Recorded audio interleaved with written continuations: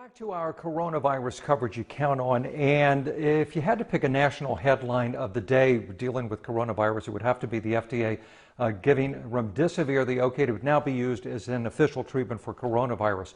It is now the first and only fully approved treatment in the U.S. for COVID-19.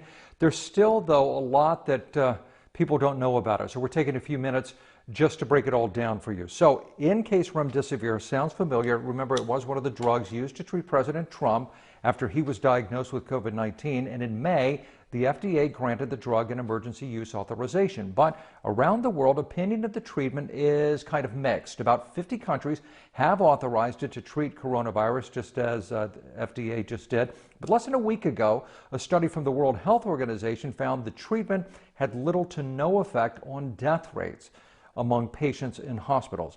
Now to the practical side of this, Remdesivir is set to be used on patients at least 12 years old who require hospitalization. Right now it is administered through an IV.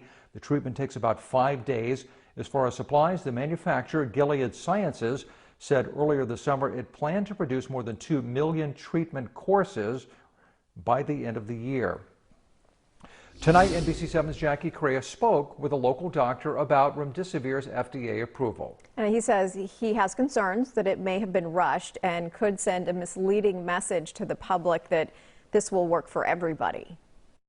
Dr. Paul Schalch Lepe, an expert of the ear, nose, and throat, explains what FDA approval means for the drug Remdesivir in the fight against COVID-19. Remdesivir is one of several drugs that are used in the management of critically ill patients or more advanced infections.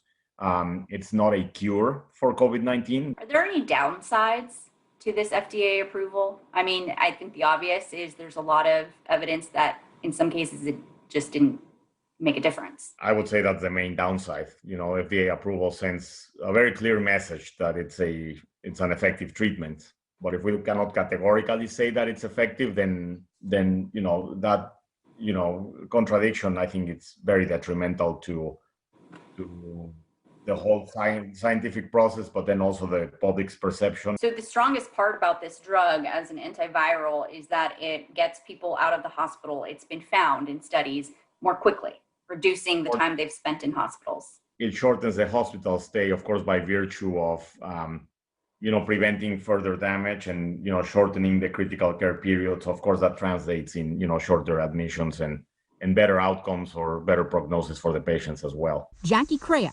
NBC7.